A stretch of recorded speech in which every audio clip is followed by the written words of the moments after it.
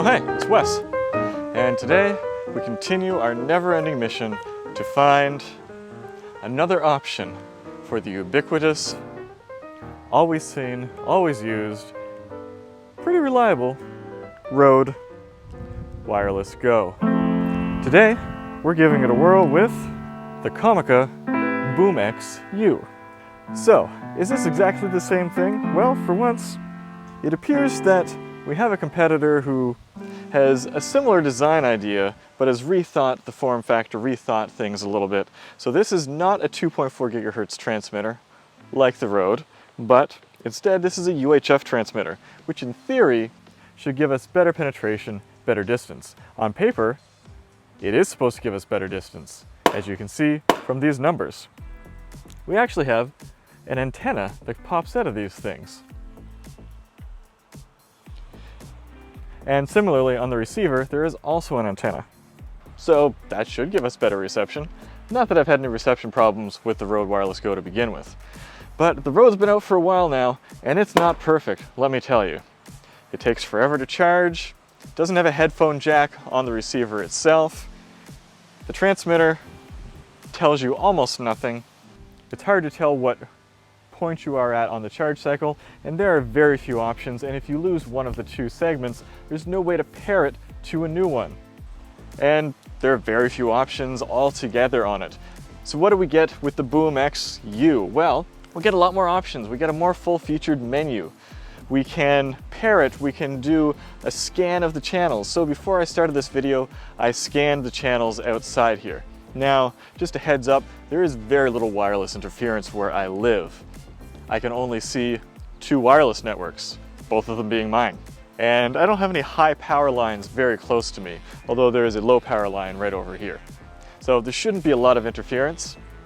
If, let's say, this test goes perfectly well, maybe I'll go find a place with more interference. So let's start testing our range, our penetration. Now, my biggest, most important use case for this wireless transmitter is during a wedding ceremony, where honestly, I will be a lot further away than this. Generally, I'll have a 70-200 on a tripod, locked down, that's receiving the audio in real time. And so there will be a minister or an officiant of some kind, and sometimes I'll clip it to them, sometimes I'll clip one to the groom, one to the bride. All depends on the situation of the wedding itself. And I can't control turnaround and how much they walk around because, well, there's not an awful lot that you can control about a wedding day for the most part. Sometimes when I think they're going to wander around too much, I'll actually hide the microphone in the arch, in the pulpit, sometimes even in the flowers. And that's when something like this, something like that, is really great when you have a transmitter that's so small that if the bride has a huge bouquet, no one's going to know that it's in there. You crank up the input gain just a little bit, and all of a sudden, you have a great option for hiding the microphone. And so, is this going to be a great option? Well, if you saw one of my previous videos, I actually used this recently in a video, and I had a lot of dropouts. I'm not sure why. I was pretty close to here. Pretty much every time I turned my body, there would be a bit of a dropout. There's very little consistency, whereas with the Rode Go, I find it locks on really hard. Okay, so there was our open air test. Let's try a little bit of occlusion. We're gonna go behind some wood, then behind some metal. So let's go over here. All right, so now I'm behind the edge of the house. This is just a garage. There's not a lot going on here. Just a little bit of wood. Can you? I don't know. Obviously, I can't monitor this in real time, so I'm going to have to go back into the studio and come up with my conclusions after we've all reviewed this video together. So now I'm behind the car here. I probably don't need to duck down because the transmitters are at my waist level. Should still be blocking it a little bit. And we're coming back around. And here we are again. So there's our test. Now again, not a lot of interference here. They should have performed just fine, except maybe when I was on the other side of the house, because that's not really the use case that these are designed for. Let's take this back inside and see how this did and go over some footage. Let's go. All right, it's done. And here we are back for the conclusions. We all saw that test. Not entirely sure how we get 120 meter range out of that. I was originally going to go into more depth in this review. We'd talk about the lovely packaging. We'd talk about how the microphone quality is surprisingly good, arguably better than that on the road.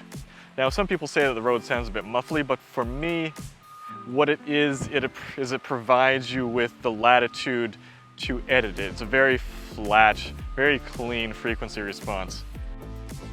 Yes, there's construction going on behind me. I'm sorry. But unfortunately, as nice as the audio quality is on this, if it can't maintain a solid signal, it's just not ready for prime time. Sorry, guys. So, no numbers, no categories, it just doesn't get a recommendation. You get a lot of bang for your buck, but unfortunately, that bang turns out to be a bit of a fizzle. So, until next time, got lots more stuff coming down the pipe. We have a couple of Tamron lens reviews, the 70-200, the 28-75. Some great stuff for you guys to look at and feast your eyes on. Not just little stuff, but we have to go back and forth, because you know, sometimes photography and videography is all about the little things. If you have any questions about this, leave me a note down in the comments. I'll get back to you. So until next time, go take some photos.